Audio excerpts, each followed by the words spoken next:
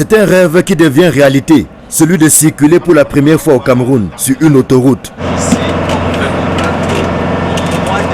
Plus que quelques mois et les 38 premiers kilomètres de la première phase de l'autoroute Edea Kribi-Lolabé seront ouverts officiellement à la circulation. Le gros du travail a déjà été fait et il ne reste plus que quelques finitions. Je peux vous dire que les travaux de construction sont achevés. Mais une autoroute, ce n'est pas seulement une chaussée, ce sont les équipements de fonctionnalité, ce sont les équipements d'exploitation. Vous êtes là sur un site de péage. Il est plus grand qu'un terrain de football, vous le voyez.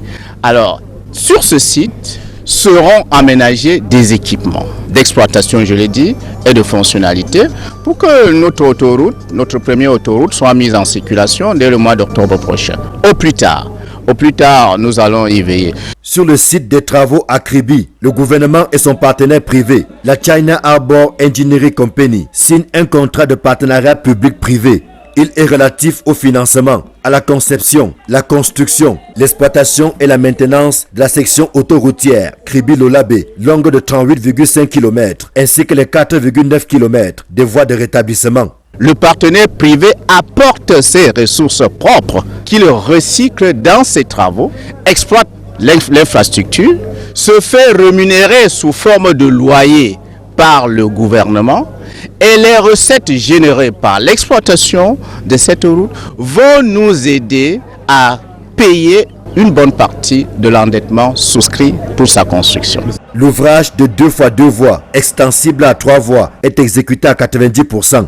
Il vise à améliorer la compétitivité et l'attractivité du port autonome de Kribi, tout en allégeant le trafic dans la cité balnéaire, sans oublier l'amélioration des conditions de vie des populations. Bon à savoir, le projet autoroutier Edea Kribi-Lolabé porte sur un linéaire de 130 km. La première phase étant quasiment achevée, le processus de préqualification des entreprises est en cours pour l'exécution de la deuxième phase qui portera sur la section Edea Kribi, longue de 92 km. Si les populations riveraines de l'autoroute et les opérateurs économiques de Kribi nagent déjà dans un océan de bonheur, il n'y a que quelques pincements au cœur viennent diluer cet enthousiasme. Ils sont liés au retard qu'accuse le paiement des indemnisations.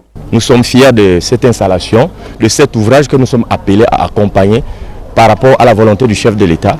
Mais il faut qu'on tienne compte de la vie de nos populations. Et puis les infrastructures qui accompagnent cette autoroute, nous avons les dessertes qui ne sont pas entretenues. Depuis le début, nous avons ces problèmes, mais le problème d'indemnisation reste vraiment de tout cœur. On a eu une indemnisation partielle à ceux qui sont de la Kribi 1er et Kribi 2e.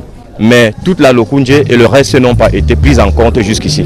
Il y a les enfants qui ne sont pas allés à l'école depuis un certain temps parce que les parents attendent cela. On a également le problème des dossiers, des titres fonciers qui sont bloqués, qui ne sont pas revenus à ces populations. Nous ne voulons pas toujours crier ou barrer la route pour être entendus au plus haut niveau. Le gouvernement est conscient de ce manquement et annonce pour bientôt le bout du tunnel tant attendu. Qu'est-ce qui est à l'origine du retard? Ce sont les difficultés de trésorerie que nous connaissons.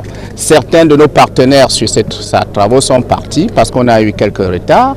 Vous êtes sans ignorer qu'il y a la Covid-19, vous êtes sans ignorer qu'il y a la mévente de notre pétrole, vous êtes sans ignorer qu'il y a la crise économique et financière à travers le monde. Mais quoi qu'il en soit, le Cameroun tient, par sa résilience, à réaliser ces vraies infrastructures. J'ai félicité ces riverains qui ont fait œuvre de patience. Dès le mois de janvier prochain, avec la rentrée des ressources, ils seront payés, surtout qu'ils sont tous connus et les documents juridiques sont prêts.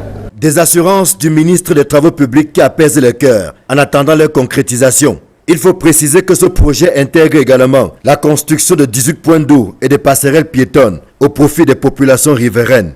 La première convention qui a été signée, je crois, dans les années 2012, était en mode de financement, j'ai presque envie de dire classique. C'est-à-dire que nous avons un projet qui a un coût et nous allons vers les bailleurs de fonds. Nous en avons trouvé un, la China Exim Bank, qui nous a prêté 85% du montant. Et 85% du montant signifiait qu'il y avait 15% restant. C'est ce qu'on appelle généralement les fonds de contrepartie. Et ces fonds de contrepartie sont à la charge de l'État. Bon, il se fait seulement que depuis le temps, comme vous le savez, nous avons eu une série de crises la crise de 2014-2015 que vous connaissez, qui a conduit les chefs d'État d'Afrique centrale à proposer qu'on aille tous vers le FMI. Et puis cette crise actuelle que nous avons. Bon, bref, toutes ces crises ont eu des conséquences. Et l'une des conséquences, c'est que l'État s'est retrouvé dans des difficultés particulières pour honorer tous ses engagements.